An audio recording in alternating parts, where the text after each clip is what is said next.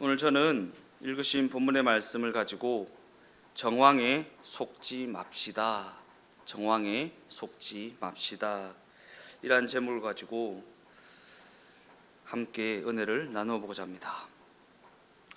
오늘 본문에서 사도 바울은 자신이 로마에까지 가야 한다라는 선언을 하고 있습니다.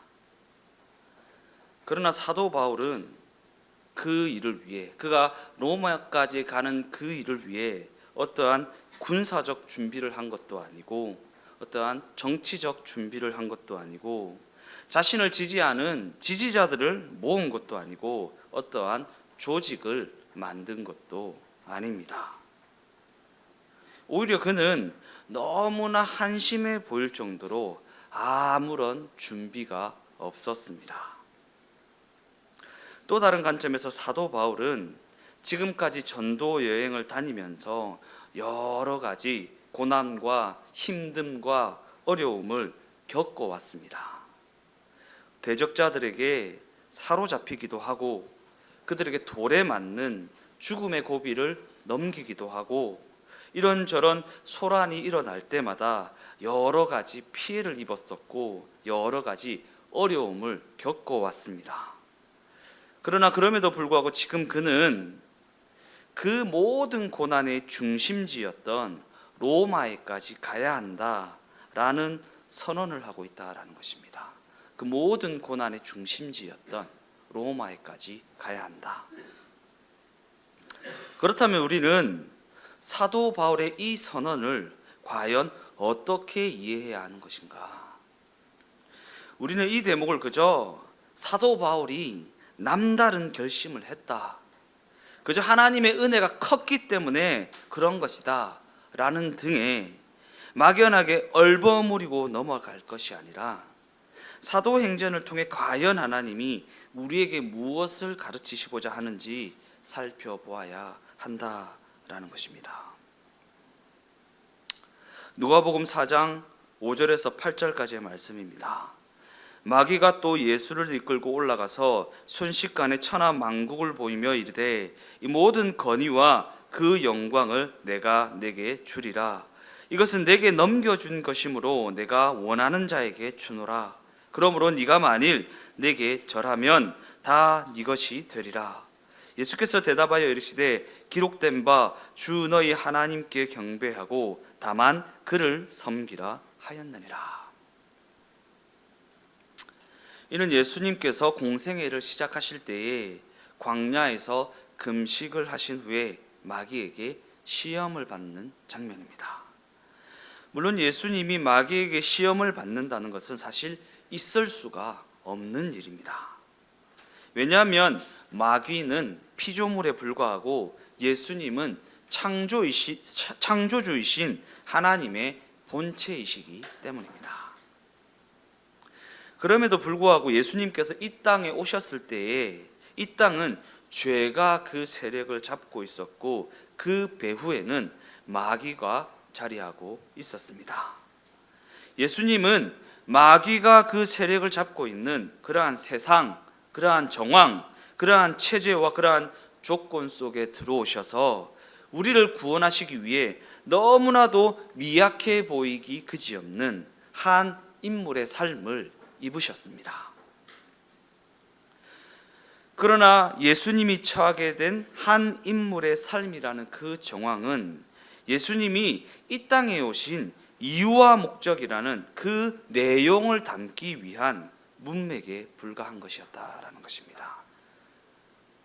그 세상, 그 정황, 그 체제, 그 조건이 예수님에게 너무나도 불리해 보이는 그러한 정황이었음에도 불구하고 그 모든 정황은 예수님이 이 땅에 오신 목적이라는 그 내용을 담기 위한 문맥에 불과하다라는 것입니다. 이에 대해 사탄은 앞서 읽은 누가복음 말씀을 통해 알 수 있듯이 자기에게 절을 하라라는 요구를 함으로써 자기가 정황이라는 것을 쥐고 있기 때문에 자신이 내용이다라고 그러한 주장을 하고 있다라는 것입니다. 내가 내용이다. 그 모든 정황, 상황, 환경, 여건 내가 다 지고 있으니까 내가 내용이야. 나를 따라와야 돼. 나에게 절해야 돼. 나한테 숙여야 돼. 라고 말하고 있다라는 것입니다. 그러한 관점을 가지고 요한복음 16장 5절에서 11절까지의 말씀을 읽어보겠습니다. 지금 내가 나를 보내신 이에게로 가는데 너희 중에서 나더러 어디로 가는지 묻는 자가 없고 도리어 내가 이 말을 함으로 너희 마음에 근심이 가득하였도다. 그러나 내가 너희에게 실상을 말하노니 내가 떠나가는 것이 너희에게 유익이라. 내가 떠나가지 아니하면 보혜사가 너희에게로 오시지 아니할 것이요 가면 내가 그를 너희에게로 보내리니 그가 와서 죄에 대하여 의에 대하여 심판에 대하여 세상을 책망하시리라. 죄에 대하여 함은 그들이 나를 믿지 아니하며 의에 대하여라 함은 내가 아버지께로 가니 너희가 다시 나를 보지 못하며 심판에 대하여라 함은 이 세상 임금이 심판을 받았음이라. 성경은 죄를 무엇이라 정의하고 있습니까? 죄가 무엇인가? 죄가 무엇인가? 사람을 죽이는 게 죄입니까? 죄입니다. 예. 도둑질을 하는 게 죄입니까? 예, 죄입니다. 그러나 그 죄를 발생시키는 그 근원이 무엇이냐라는 질문입니다. 성경이 죄를 무엇이라 정의하는가? 예수님이 그 내용이 되시는데 상황과 환경과 여건의 어떠함이라는 그 정황을 내용이라고 믿는 것입니다. 정황을 내용이라고 믿는 것. 예를 들어 연극을 하려면 무대라고 하는 정황이 있어야 합니다. 왜냐하면 무대라는 정황이 있어야 거기서 내용을 전달할 수가 있기 때문입니다. 그러나 그럼에도 불구하고 성경은 우리가 무대라고 하는 그 정황을 내용이라고 믿는 것을 죄라고 정의합니다. 죄라고 정의합니다. 더 나아가 예수님께서는 내용과 정황을 혼돈하는 문제에 대하여 다음과 같이 말씀하십니다. 요한복음 16장 10절 말씀이요. 의에 대하여라 함은 내가 아버지께로 가니 너희가 다시 나를 보지 못하며. 이 세상은 예수 그리스도를 죽였습니다. 그리고 이를 세상의 관점에서 보면 그들이 예수님을 쫓아낸 것입니다. 그들이 예수님을 쫓아낸 것입니다. 그러나 이를 성경의 관점에서 보면 그 십자가의 죽음은 예수님이 선택한 죽음이고 그 죽음에서 예수님이 부활을 하신 것이고 또한 그들로부터 예수님이 승천하신 것입니다. 그들이 예수님을 쫓아낸 것이 아니라 예수님이 그들로부터 승천하신 것입니다. 그래서 성경은 이 세상이라는 그들을 향해 내가 아버지께로 가니 너희가 나를 다시 보지 못한다라는 선언을 하고 있는 것입니다. 그들이 쫓아낸 것이 아니라 내가 아버지께로 가니 너희가 다시는 나를 보지 못할 것이다 라는 선언 말입니다. 즉 예수님이 부활하심으로 예수님이 승천하심으로 말미암아 이 세상과 함께하지 아니하시는 것이지 그들이 예수님을 배제한 것이 아니다라는 것입니다. 그래서 11절 말씀은 이렇게 이어집니다. 심판에 대하여라 함은 이 세상 임금이 심판을 이미 받았다라는 것입니다. 예수님이 떠나가심으로 말미암아 이미 심판을 받았다라는 것입니다. 그러한 관점에서 이 세상은 아무리 엄청난 힘을 가졌다 할지라도 궁극적으로는 사망이라는 결과 외에는 그 어떤 결과도 만들어내지 못합니다. 왜냐하면 생명의 근원이신 예수님이 그들과 함께하지 않기 때문입니다. 그들이 아무리 큰 힘을, 권력을, 아무리 놀라운 실력을 가졌다고 해도 궁극적으로는 사망이라는 결과 외에는 그 어떤 결과도 만들어내지 못한다라는 것입니다. 그래서 이 땅에서 권력을 잡고 있던 이 세상은 이 땅에 오신 독생자 예수 그리스도를 죽임으로 말미암아 또다시 사망이라는 결과를 만들어내려 했던 것입니다. 그러나 예수님은 죽음이라는 그 정황, 곧 그 사망의 자리에서 부활하심으로 말미암아 생명의 자리를 만들어내셨다라는 사실입니다.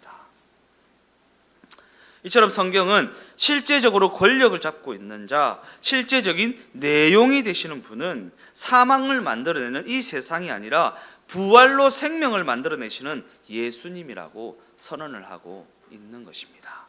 예수님이라고. 더 나아가 성경은 오직 예수님을 통해서만 기독교 신앙이 무엇인지 그 내용을 알 수 있다고 말하고, 오직 예수님만이 죄가 무엇이며 의가 무엇이며 심판이 무엇인지 우리에게 제시할 수 있다라고 말하는 것입니다.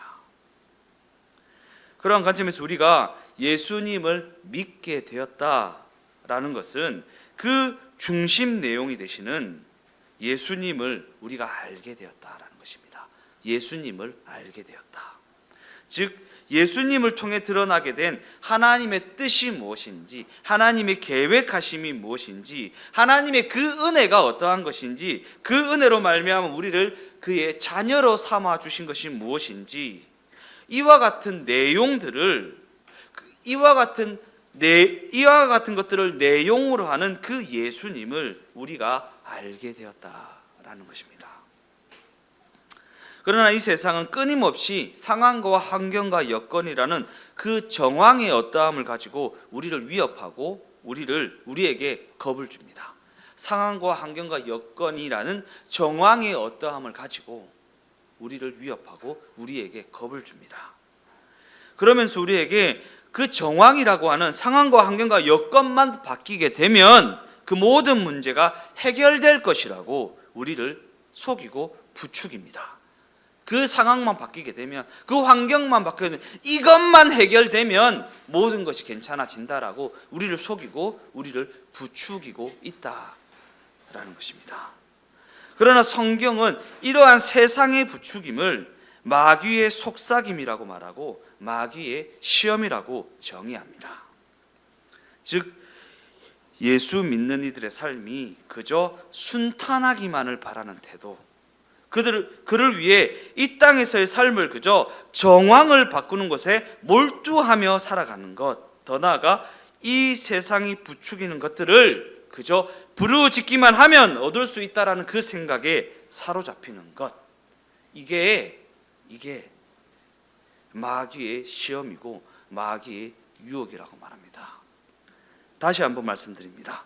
예수를 믿게 된 자들의 삶이 그저 순탄하기만을 바라는 태도, 그를 위해 이 땅에서 삶을 그저 정황을 바꾸는 것에 몰두하며 살아가는 것, 더 나아가 이 세상이 부추기고 있는 그러한 것들을 그저 부르짖기만 하면 얻을 수 있다라는 생각에 사로잡히는 것, 이게 성경은요 마귀의 유혹이라고 말하고 마귀의 시험이라고 말하는데, 이게 교회에서 너무나도 버젓이 떳떳하게 요구되어지는, 부르짖어. 그러면 네가 원하는 그거 가질 수 있다.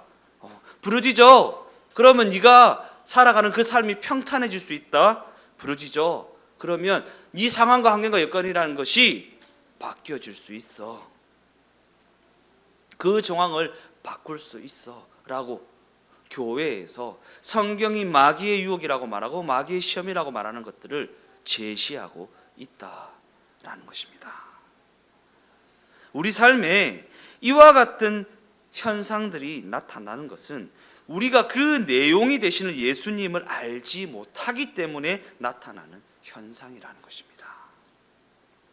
이처럼 성경은 우리가 정황만 바뀌면 모든 것이 해결된다라는 생각에 사로잡히거나 정황이 전부이니까 그 정황이 내용이다 라는 생각에 사로잡혀서는 안 된다고 너무나도 힘주어 말하고 있다라는 것입니다. 정황만 바뀌면 모든 것이 해결된다. 그러니까 부르짖어. 정황이 바뀌게 해달라고 부르짖어.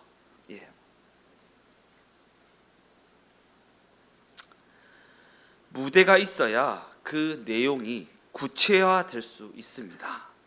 그러기에 정황이라는 것은 그 내용이 우리에게 실제적으로 제시될 수 있게 하는 무대에 불과하다. 무대에 불과하다. 제목이 뭐라고요? 정황에 속지 맙시다. 정황에 속지 맙시다. 물론 우리는 이 땅에서 현실의 삶을 살아가면서 내용과 정황 사이에 발생하는 그 긴장감에 직면하는 것이 너무나도 싫습니다. 그죠?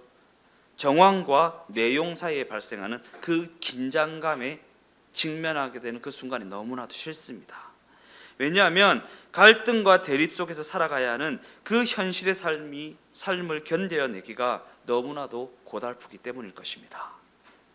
더 나아가 신앙의 내용과 현실의 정황의 사이에 놓여진 그 거리가 멀면 멀수록 그 긴장감은 더욱 고조되어지고 그 시간을 버텨내기가 더욱 버겁습니다. 그죠? 예. 내가 믿고 있는 신앙의 내용과 내가 살아가고 있는 정황의 그 어떠함이 거리가 멀면 멀수록 그 시간을 버텨내기가 쉽지 않습니다.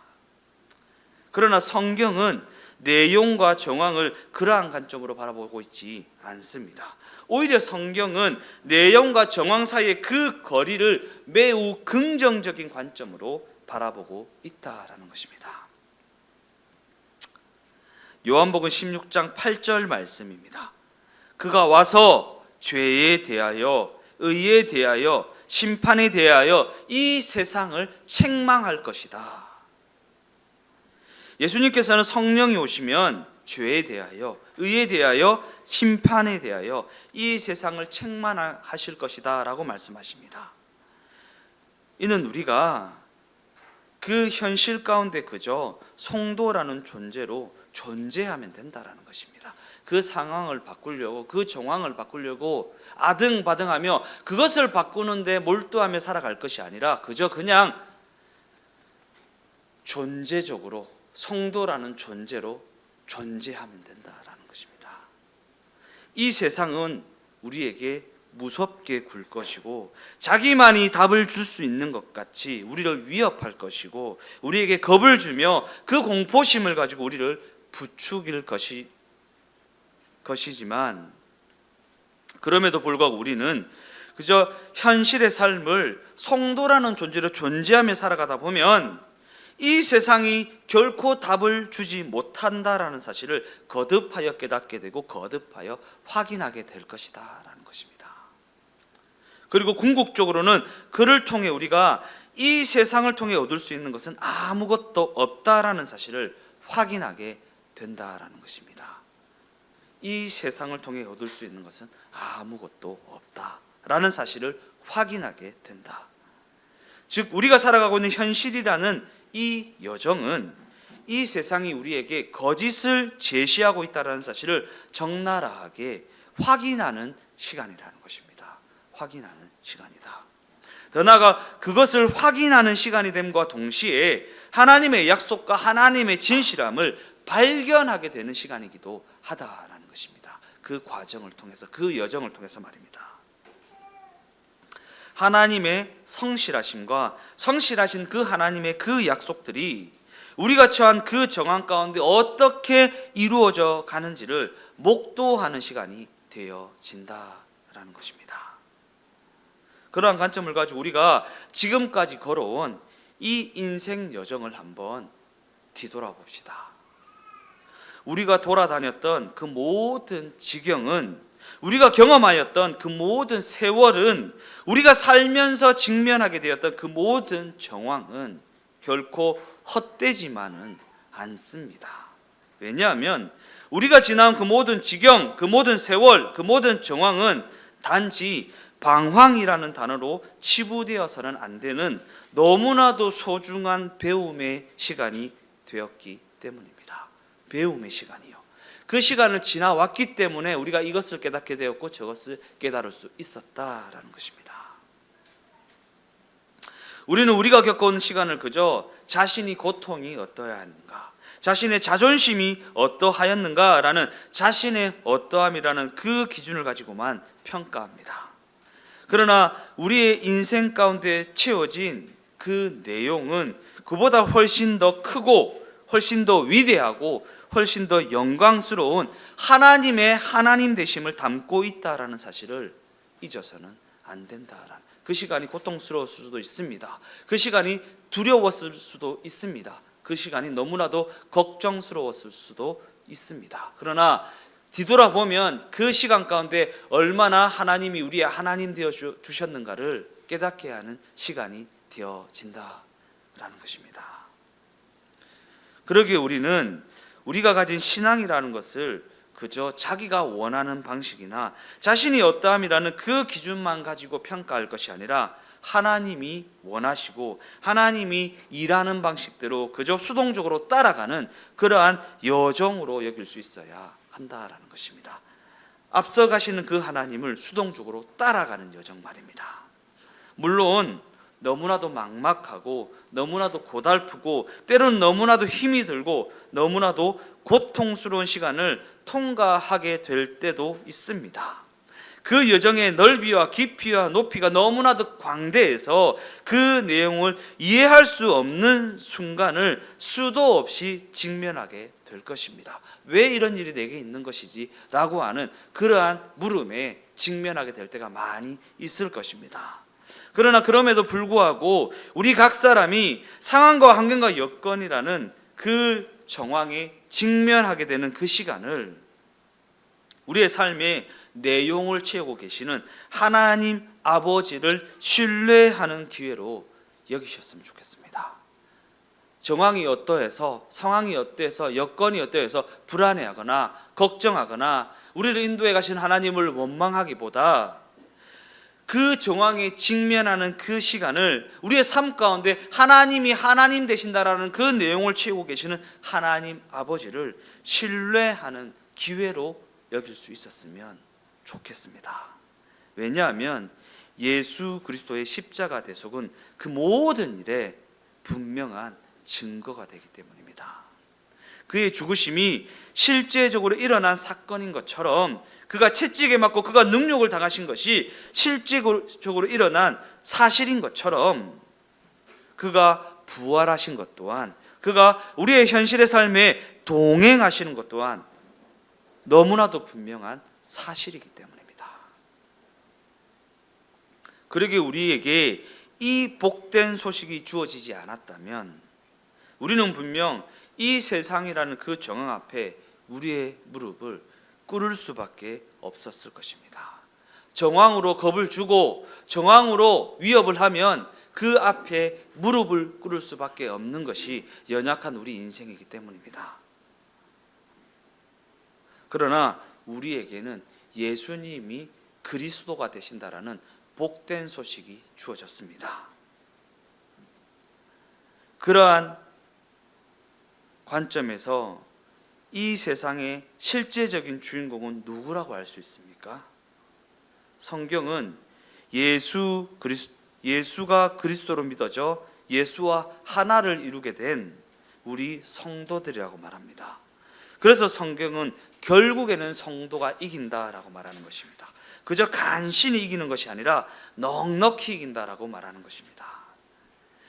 이는 우리가 전혀 기대하지 않았던 자리, 전혀 상상하지도 못했던 그 자리에 우리가 이르게 될 것이라는 선언입니다.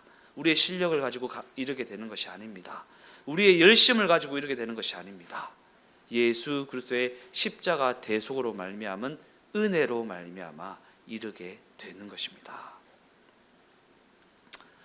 그러기에 우리는 우리를 둘러싸고 있는 우리의 현실, 그 모든 정황을 내용을 담기 위한 무대에 불과하고 그 내용의 중심에는 예수와 하나가 된 우리 각 사람이 있다는 사실을 알고 살아가야 하는 것입니다. 우리를 둘러싸고 있는 현실이라는 그 정황은 예수 그리스도라는 내용을 담기 위한 무대에 불과하다. 그 내용의 중심에는 예수 그리스도와 하나가 된 우리가 있다. 우리를 중심으로 하여 그 모든 것이 섭리되어져 있다. 그 정황이에요. 내용을 위해 무대가 세팅되는 거잖아요. 무대를 중심으로 하여 내용이 작성되는 것이 아니라 내용을 중심으로 하여 무대가 세팅되어지는 거잖아요. 그죠? 내용을 담기 위해 무대가 세팅되어지는 거잖아요. 예수 그리스도와 하나가 된 우리를 중심으로 하여 그 모든 무대가 세팅되어져 있다, 섭리되어져 있다라는 것을 우리가 알고 살아가야 한다라는 것입니다. 그러니까 그런 것을 알게 되면, 그 사실을 알게 되면 그 무대 장치를 바꾸려고 몰입하는 삶을 살아가지 않습니다. 정황을 바꾸려고 아등바등하는 삶을 살아가지 않습니다. 그 무대가 중심이 되는 것이 아니라 내용이 되는 우리가 중심에 있고, 우리를 중심으로 하여 하나님께서 그 모든 정황을 세팅하신 것이기 때문입니다. 그러니까 정황의 어떠함에 속지 맙시다. 속지 맙시다. 결론적으로 말씀을 마무리하겠습니다. 오늘 본문에서 사도 바울은 이 땅에서의 삶에 대한 이와 같은 이해를 가지고 있었기 때문에 자신이 그러한 정황 속에 갇혀 있음에도 불구하고 로마까지 가야 한다라는 선언을 할 수 있었던 것입니다. 세상적인 관점에서 어쩌면 이는 정신 나간 자의 황당한 소리로 들릴 수도 있습니다. 무슨 네가 로마에까지 가냐라고 말할 수 있습니다. 왜냐하면 그는 그에 대한 아무런 준비가 없었기 때문입니다. 그러나 그럼에도 불구하고 그는 결론을 알고 있는 우리는 그가 그곳에 이르게 되었다라는 것을 알고 있습니다. 예. 그리고 그 복음의 소식이 그로 말미암아 오늘 우리에게까지 도달하게 되었습니다. 이는 우리 하나님 아버지께서 그 모든 세계와 그 모든 역사와 그 모든 인생의 주인이 되시기 때문입니다. 주인이 되시기 때문입니다. 예. 우리의 주인 되신, 그 모든 것의 주인 되신 하나님 아버지께서 우리를 중심으로 하는 무대 장치를 만들어 놓으셨습니다. 모든 것을 섭리해 놓으셨습니다. 그 모든 것이 우리에게 선한 의도를 가지고 계신 하나님 아버지의 작품입니다. 우리 주동행교회가 하나님의 그 주인 되심을 현실의 삶 가운데 확인하며 살아가게 되시기를 예수님의 이름으로 축원드립니다.